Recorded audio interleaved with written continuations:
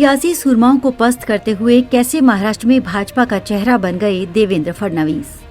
2013 में समझौते का चेहरा बन देवेंद्र फडणवीस बीजेपी प्रदेश अध्यक्ष बन गए थे, लेकिन अब फडणवीस बीजेपी का एकमात्र चेहरा बन गए हैं। फडणवीस ने इस दौरान कई सियासी सुरमाओं को पस्त किया है। इनमें से कुछ अपने थे तो कुछ बाहरी। कभी भारतीय जनता पार्टी में समझौते का चेहरा रहे देवेंद्र फडणवीस अब महाराष्ट्र बीजेपी का एकमात्र चेहरा बन गए हैं। ये तीसरी बार है जब महाराष्ट्र में किसी नेता को बीजेपी ने मुख्यमंत्री पद के लिए नामित किया है। ब्राह्मण समुदाय से ताल्लुक रखने वाले फडणवीस 2014 में पहली बार मुख्यमंत्री बनाए गए थे।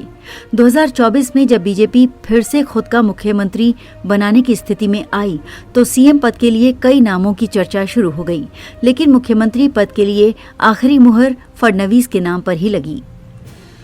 देवा भाऊ के नाम से मशहूर फडणवीस ने अपने करियर की शुरुआत अखिल भारतीय विद्यार्थी परिषद से की थी।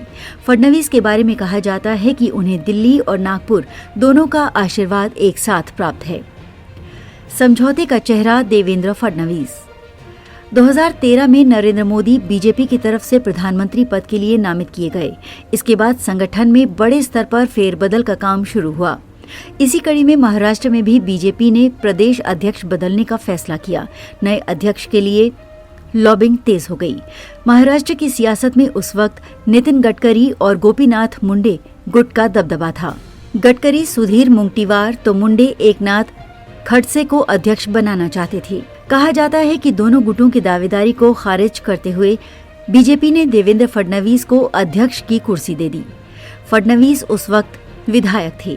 नागपुर से होने की वजह से आरएसएस के भीतर भी उनकी अच्छी पैठ थी। देश में नरेंद्र, महाराष्ट्र में देवेंद्र। 2024 के लोकसभा और विधानसभा चुनाव जीतने के बाद महाराष्ट्र में एक नारा काफी लोकप्रिय हुआ। नारा था, देश में नरेंद्र, महाराष्ट्र में देवेंद्र। बीजेपी ने देवेंद्र फडणवीस को महाराष्ट्र में मुख्यमंत्री की कुर्सी सौंप दी। फडणवीस 2014 से 2019 तक मुख्यमंत्री रहे। 2019 में उनके चेहरे को ही आगे कर बीजेपी मैदान में उतरी। महाराष्ट्र के चुनाव में सबसे बड़ी पार्टी भी बनी, जिसके बाद फडणवीस को विधायक दल का नेता चुना गया। लेकिन बहुमत न होने की वजह से फडणवीस को सीएम की कुर्सी छोड़नी पड़ गई।